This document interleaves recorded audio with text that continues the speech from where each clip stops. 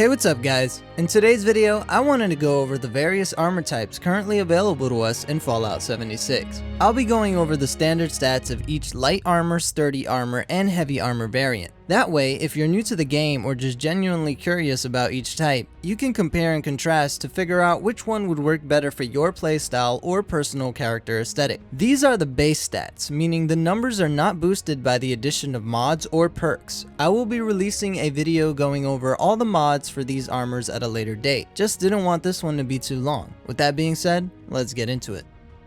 First up, we have wood armor.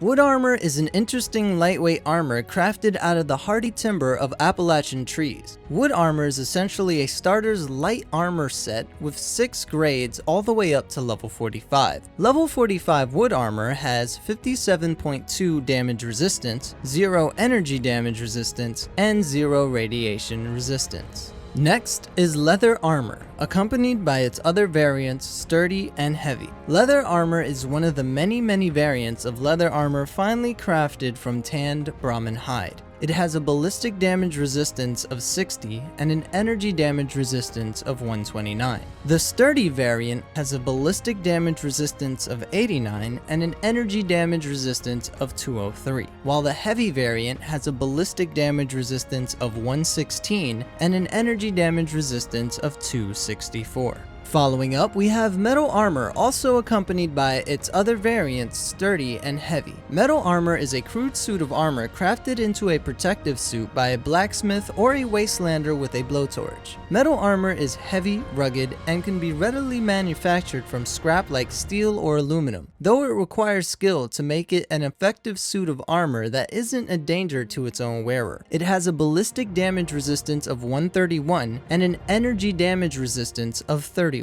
The sturdy variant has a ballistic damage resistance of 171 and an energy damage resistance of 37. Lastly, the heavy variant has a ballistic damage resistance of 223 and an energy damage resistance of 46. Here we have Raider armor and its variants. Raiders are masters of improvisation, and their armor is a testament to that fact. Crafted out of salvaged junk and industrial equipment, Raider armor is thick, unwieldy, and provides excellent protection from environmental hazards. The armor sets offer modest combat protection, but are excellent in surviving the hazards of scavenging and exploration. The light variant has a ballistic damage resistance of 110 and an energy damage resistance of 47. The sturdy variant has a ballistic damage resistance of 142 and an energy damage resistance of 59. Lastly, the heavy variant has a ballistic damage resistance of 182 and an energy damage resistance of 76. Let's talk robot armor. Robot armor is a metal armor variant crafted from the remains of destroyed robots. The light variant has a ballistic damage resistance of 64, an energy damage resistance of 64, and a radiation resistance of 53. The sturdy variant has a ballistic damage resistance of 84, an energy damage resistance of 84, and a radiation resistance of 67, while the heavy variant has a ballistic damage resistance of 110, an energy damage resistance of 110, and a radiation resistance of 75.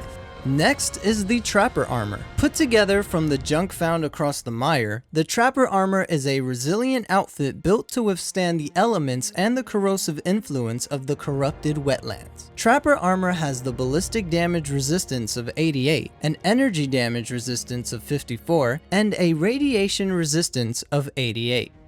Here we have the beloved combat armor in all its glory. The success of the Army combat armor paved the way for superior models. The most important of these was the general purpose combat armor issued to military units nationwide, with the first Army model regulated to domestic and garrison duties. The new combat armor was manufactured in 3 different variants. The light variant has a ballistic damage resistance of 84 and an energy damage resistance of 84 as well. The sturdy variant has a ballistic damage resistance of 107 and an energy damage resistance of 107 as well, while the heavy variant has a ballistic damage resistance of 141 and an energy damage resistance of, you guessed it, 141 as well. Now for the Enclave's latest gem, the Scout armor. a post-war design derived from combat armor commonly used by American military forces before the Great War. The Enclave Scout armor was designed for ease of use and concealability by Enclave operatives. A full set of Scout armor completely overrun by strangler vines and other flora are the Thorn or Solar variant. When the full set is equipped, the player character gains the Thorn or Solar set bonuses. The Thorn bonus makes it harder to detect the player while sneaking and makes melee targets and melee attackers bleed, while the Solar bonus regenerates health for you and nearby teammates while your health is above 60%. All variants have the same ballistic damage resistance of 160 and an energy damage resistance of 120. Thorn and Solar sets can only be crafted from plans earned from Vault 94 raids, but that is subject to change on the release of Wastelanders. Last but not least, we have Marine Armor. An advanced model of combat armor designed for the United States Marine Corps, the Marine Armor pulls no stops when it comes to providing protection for the user, at least in Fallout 4. It used to be above even that of the heavy combat armor, outclassed only by power armor, but in Fallout 76, that no longer seems to be the case. Marine Armor has the ballistic damage resistance of 122, an energy damage resistance of 75, and a radiation resistance of 19.